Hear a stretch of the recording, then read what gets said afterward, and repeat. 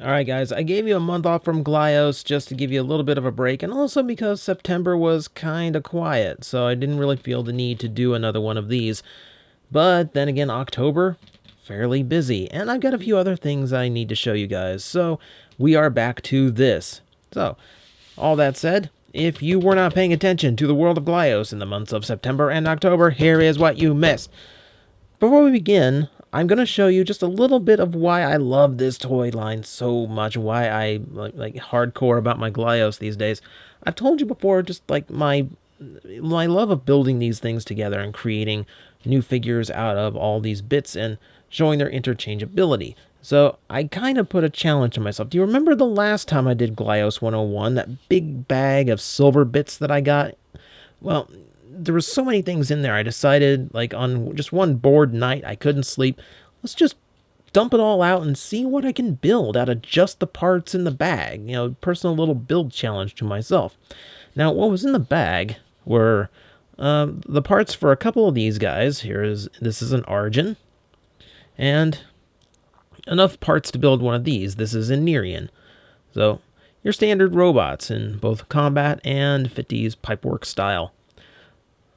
There were two of these, one of these in the bag, as well as a ton of other just completely random parts. So you see these guys, what got built out of their brethren. You know, if I can get a Nerian to stand up really quickly.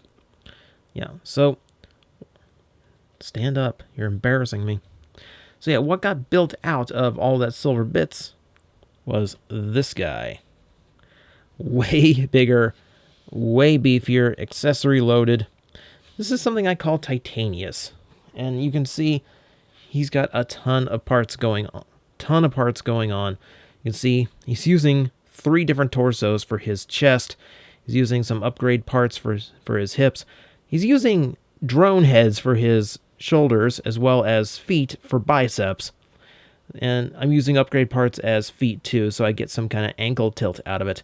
You can see in the back, just big clutters of parts to hold everything together and hold it all still. And I had enough parts to come up with a rifle accessory as well. Even the head, that Cyclops head is actually built from 2 other heads with their parts disassembled and reassembled. It's kind of intricate. So I'm quite proud of how this came out. This was a fun little build project, and I want to get like 2 Argents and an Nerian in matching color just to see how many extra parts it takes to rebuild this guy. Like if I can like put a formula together for the people who want to build one themselves. So that's just kind of like how Glyos works, just as a quick reminder. For what came out in September, I will admit there's another knee stuff drop that I skipped because I had a lot coming up in October and a big trip in November, which I'm, as of this recording, about a week away from taking. So I decided to kind of go light. I did get in on the Onell drop, which September, it was probably one of the most story-driven. There's a story overarching all of the Onell releases. This one was the most obvious and the most, the most telling just from the releases themselves. So you saw the Nerian and Argent that were matched. Well, September began the Gendrome War, in which Argent is now done up in this very nice metallic teal, looking very cool. And Nerian is done up in a plastic they're calling Metal Blood, and looks absolutely epic. You see him here in a completely new configuration. This is a high Phaseon. He gets his own rifle. He gets a lot of exhaust pipes. I guess that's where Titanius got his, a little bit of inspiration from there. Looking much buffer, much more powerful. And thus begun the Civil War. You can even see the tampograms on the chest have changed. Slight differences between them now. This is really cool, just to see the storylines play out. And there's a lot of guesswork to them. There's a lot of imagination that goes into it because none of the story elements are just laid out in front of you. So it's very cool. It's very cool. It's kind of like lends back to the old days of when your toys just played out whatever storyline you came up with them that day, you know? So that was really cool to see. And they're both really cool plastic colors, though I really wish more had been made in the Metal Blood because it's a beautiful color scheme. You get out of the way. You come later. See, then we move on into October, where, of course, everyone got into the Halloween spirit. So there were a lot of Halloween releases, but a lot of weird ones too. For starters, let's go with the God Beast, Marty Hansen, over at doing his Kabuto Mushi thing. He couldn't resist the metal blood, so big bad Beetleborg done up in the blood red, looking completely cool. And this is where you can see completely matching, even down to the paint. So those are completely interchangeable if I really wanted to do so. And I love simple ones like this because these are easy and fun to build with. That's why I like bare ones like that. But Marty was up to basically all of his tricks. He had a DX release in this glow-in-the-dark Halloween edition. This is the Muertos Mushi, if I remember the name correctly. It's painted in this very nice jet black color, very glossy. And of course, the whole thing is molded in glow-in-the-dark plastic, and he looks absolutely wicked with the lights off. I wish my camera could handle photographing glow-in-the-dark so you could see it, but sadly it cannot. But so that's your DX release with a bunch of extra paint apps. And then Marty does what he usually does and throws us an homage as well. And this is probably the strangest one yet. He turned his beetle into a Ninja Turtle. And it's kind of scary how well it works. He's got the wristbands, the knee bands, and all the paint on the front for the front of the shell. I almost expected the back of the shell to be brown too, but he kept the extra ant head as an option. What I like about it is he went with the red bandana, and you think Raphael. However, I will remind you, in the original release of the comic books and the original character designs, all of them had red bandanas. So this could be any of them that you please, so long as you actually have a weapon in his hand to imitate it. So you kind of got he hit all the bases. He got your basic affordable one that's easy to build with. He got his DX that has a great personality to it, and he got his homages in. So it's a nice rounded package. That was really cool. Meanwhile, over at O'Neill, you had a big drop for, kind of big-ish for his Halloween drop. Now, I will say the Halloween drop had a bunch of special releases to it. The standard Faden came back. Noboto and Goben all came back. And they came back in their standard colors. However, instead of being molded in their separate colors, they were painted. So they all had this glossier, kind of a more professional look to them. The Nobotos especially had a lot of the DX paint jobs to them, panel lines and all that, little details painted in. And they looked really cool. It was a great way of getting some of the original character designs if you missed out on them in the past.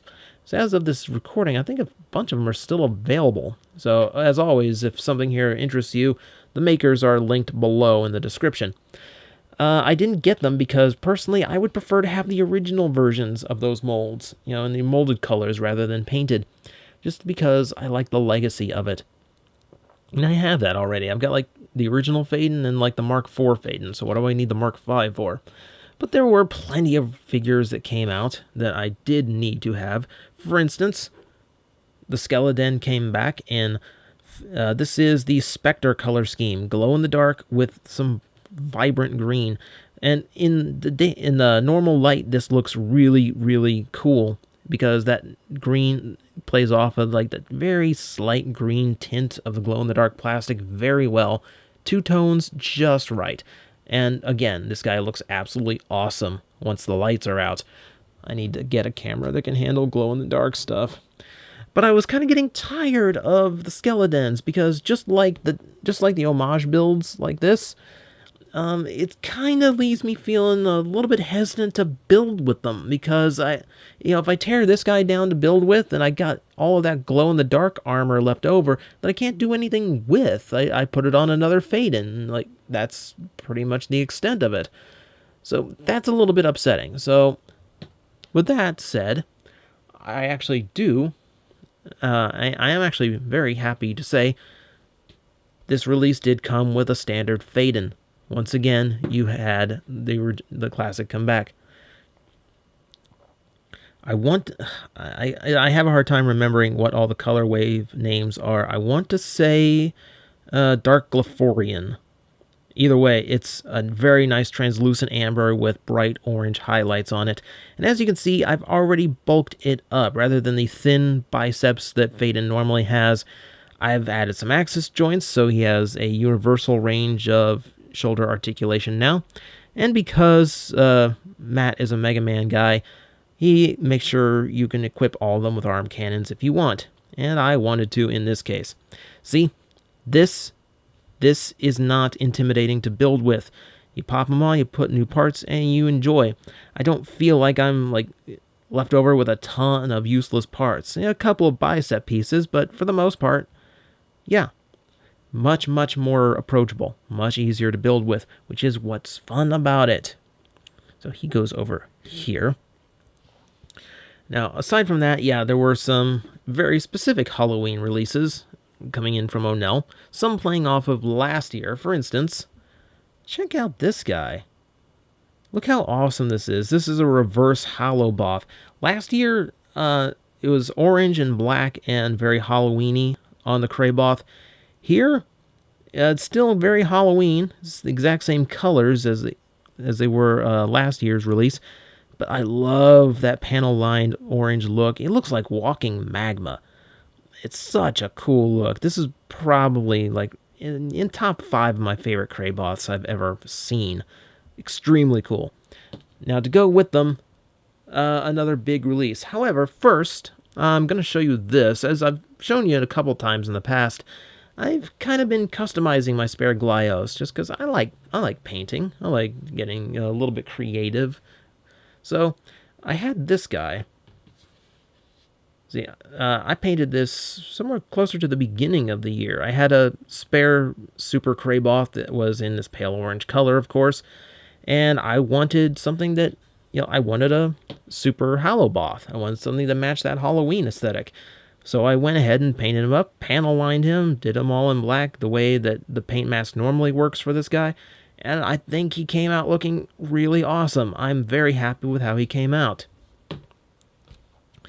Last month, Matt makes this guy. Come on, Matt. He's let me have my customs for at least a year. Come on. So, of course, this is the official release of a Super Hollow Both. Now, recently the Super Crayboths got a slight change to their paint masks. You can see the fingertips are now painted, the toes are now painted, and these ridges on the head now get the black treatment as well. If they hadn't changed, if Matt had kept the paint mask the same, these two would be spot on, right down to the yellow on the arm cannon.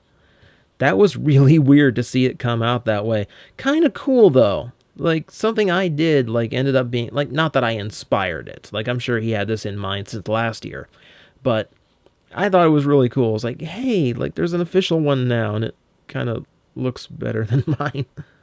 But I thought that was really cool. I don't know what to do with the other one now. I might keep it, I might tear it down and make some other color scheme. I'm not quite sure yet. So, beyond that, there was another special release along with the October, and that was the return of Striker Lock. Now, I showed this before. Striker Lock is a brand of Japanese vinyl produced by an artist in Japan named Mori, who does toys under the brand Real X Head. And every now and then, this has happened twice, Mori will produce something for Matt over at Onell Design and release it in mass numbers to an American audience, which is quite cool. In this case, behold, this is the Striker Lock known as Mohawk in the Shadow color scheme. Much more simple than the original white with all the panel line detailing, but this was meant to be produced in higher numbers, so the paint was kept simple and very striking and does look quite cool. The last one I got had a different head sculpt, if you remember looking back at that. I think I put it in the thumbnail if you want to go looking for it. I promised myself I'd get the other head sculpt the next time they dropped, and this one is how it came out. And I actually prefer this one to the other as far as this color scheme goes, so that works out quite well. The thing about Striker Lock is it's Japanese vinyl, And I can't really express to you how this vinyl is different from this vinyl in video alone, because this is mass produced out of China. It's plastic molded, and it's, you know, your typical like rotoscope thing. Yeah, mass produced. Japanese vinyl is hardcore stuff, man. Mori produces these things by hand. And by that, I mean he pours the vinyl by hand. He works the mold by hand. He pulls the parts from the mold with nothing but pliers and a glove. He trims the excess by hand. He paints them by hand. He assembles them by hand. It is true. Like, there's like true craftsmanship and artisanship in these toys. And it gives me so much more respect for what he pulled off, because look, I mean, just like the Glyos figures, it's all on swivel articulation, but look how much he does. Like, look how much is like bending and moving on this guy. It's a lot of work. It's a lot of work, a lot of parts. And it was made by hand, painted by hand, assembled by hand. It's nuts. And what I can't get across on camera is the feel of the vinyl, because this, if you put your finger across it and just kind of rub, you're going to feel a little bit of a grain. Like, there is some friction there. And I guarantee you, any vinyl toy you have, not just this one, but anything that's made out of China, out of vinyl plastic, is going to have that same feeling, because that's what the machine molding does to it.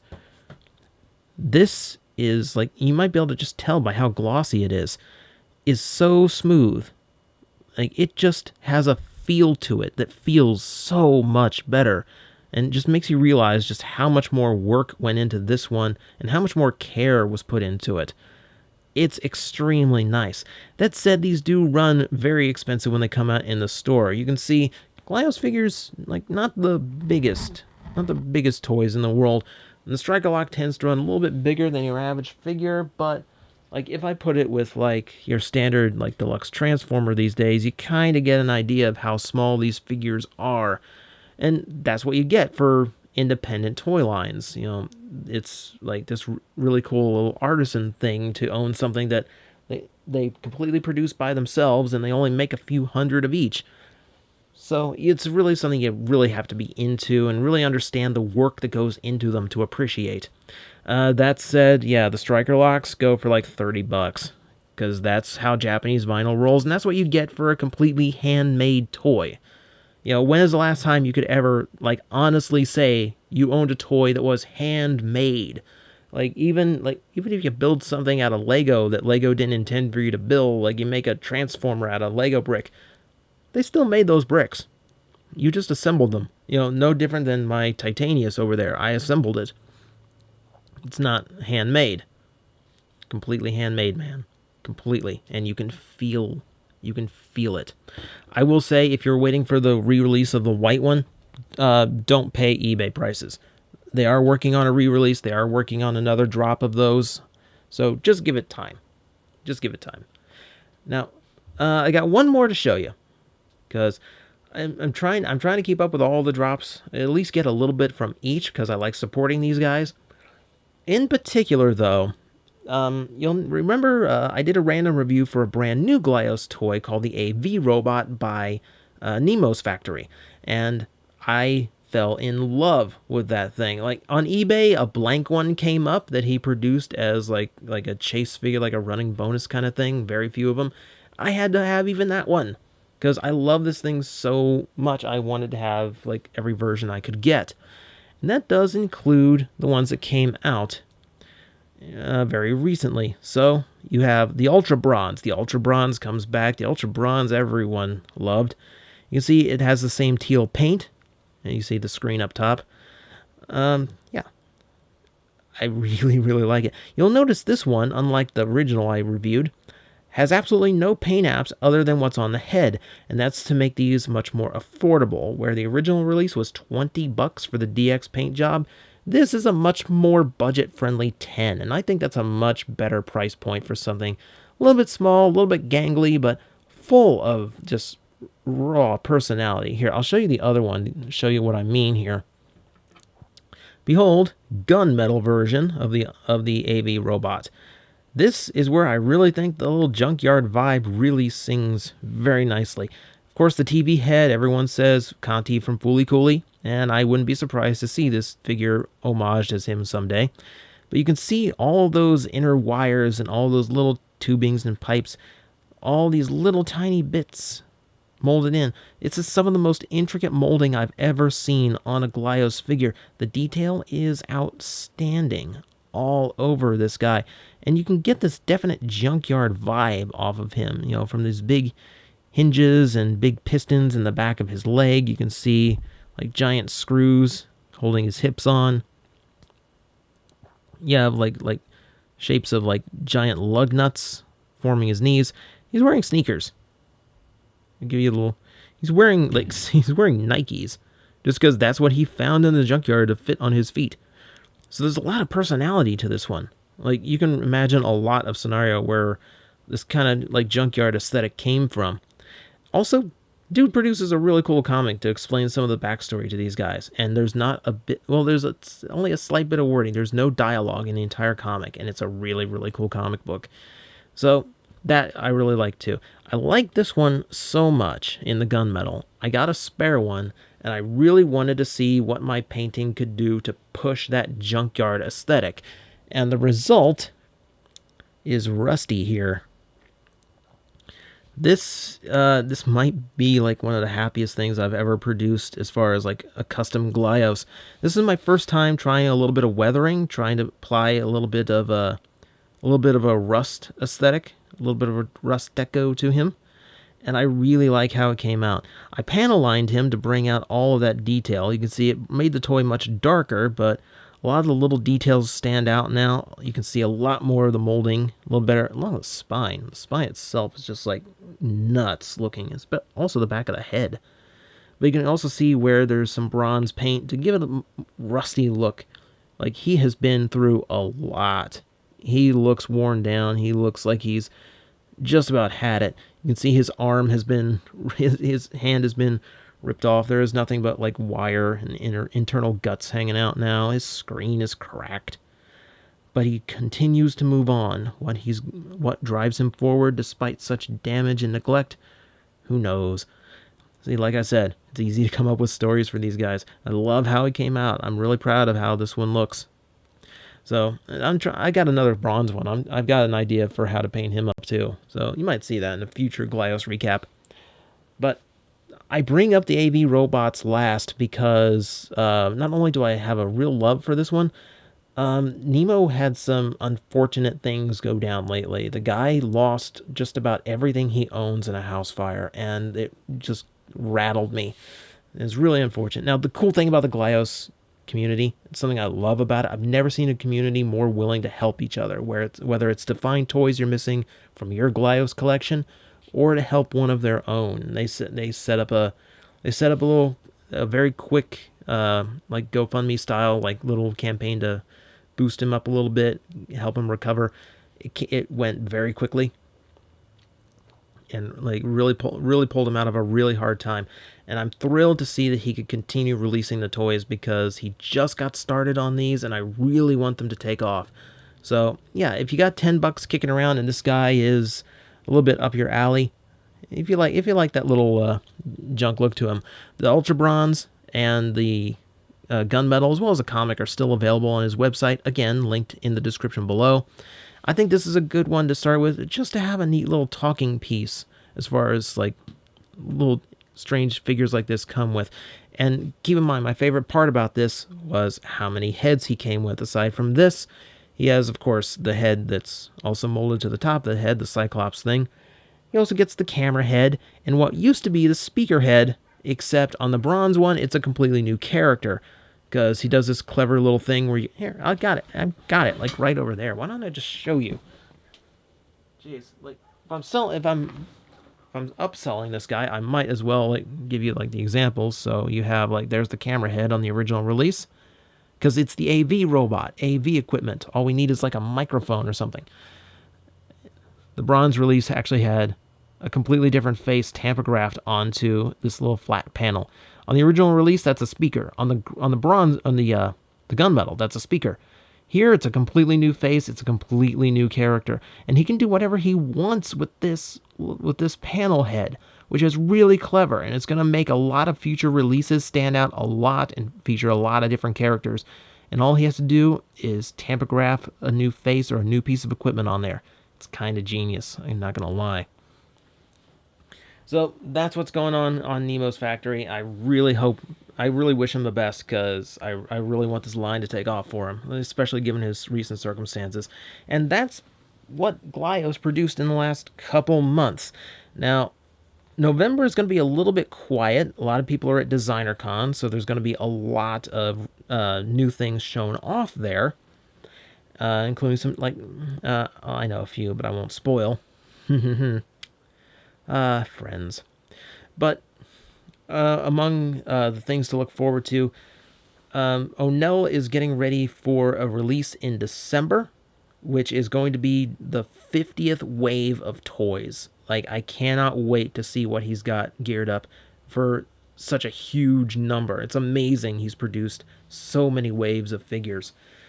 Also, I'm going to go ahead and mention, if you want to connect with other people with Glyos, if you want to see what other people are building, painting, and see just like a little bit more of what this toy line is actually about, the old forum over on October Toys is pretty much defunct now. They're shutting that forum down to replace, and we don't know if they're going to have a Glyos section in the future. But for now, there's a brand new website, glyosconnect.org, where you can get, where like everyone has now moved there who's in the community. So if you want to see what people are building, what they're talking about, the new releases, or just see like how this community is, because this really is just like a super cool community. That's the place to go to talk about the Glyos universe, as well as see a little bit more about what these guys are all about. So that's pretty much everything new in the world of Glyos. And I will see, November's looking thin, so I might hold back the next recap till January. But I'll make it early January, so if there's still stuff available, you'll be able to go grab it. So I hope you saw something you like, because this is a bit of a passion project for me, and I like sharing this little world of independent toys with you. So this video is way too long. But thanks for hanging in with me. Wait. Don't go. No. I'm not done. I completely forgot. And this is terrible of me, because this is like something I specifically wanted to mention. But the toy's on the floor, so I completely forgot where I put it. There's a brand new guy in the world of Glyos, and I wanted to mention him because he kind of went whole hog on his first release. So you guys are gonna have to clear away, because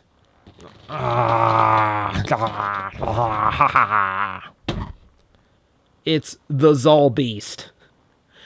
Okay, so typically when a new Glyos producer comes around, he goes for something small, AV robot. It's very simple. New guy decided, never mind, I'm going to go straight to the big vinyl toys. And indeed he did. This is why I tell you, if you don't see anything in the world of Glyos now, just wait. Keep an eye out, because you never know what someone is going to produce, because everything that comes out is so different from the last, because everyone wants to do something different. It's cool that way. If there's something that doesn't suit your aesthetic this month, maybe something will show up next month. I know, Universal horror geeks who would love this, Creature from the Black Lagoon look. And look at this. And this kind of defies, everything that Glyos vinyl typically is. Look how intricately molded all of these little, folds and scales are. Look, he's got the little boils around the shoulders. Look at all these barnacles across his back. All the folds in the head. There's so much going on. And minimalistic paint. It's just claws, teeth, and eyes. But man, there's so much in this figure. This just came out. Again, it's going to be linked below if you're interested in one. As far as I know, they're already running out of stock on these guys. I will say $35 to get this big guy, but when you keep in mind, this is about as big as an Onell vinyl gets, and that's $25. you get something pretty freaking huge for 35. And if it's your aesthetic, yeah, that's definitely going to suit well with you. Like most vinyl, it's pretty standard articulation, nothing too extreme or anything. It's all completely compatible though. These legs and arms are on your standard Glyos vinyl pegs and sockets, so you can interbuild them. I don't know if this, I don't think it matches color-wise with any current release, but future ones might. And the head is one giant socket, which other Glyos vinyls actually tend to use. So yeah, you got that big guy too. Like, it's just like astonished me. I've never seen someone enter the world of Glyos with their first release as the giant vinyl that's bigger than all of the others. It's kind of a bold thing, but I kind of respect it that way. So, again, there's always something new coming out. So, always keep your eye out. You never know what's going to be next.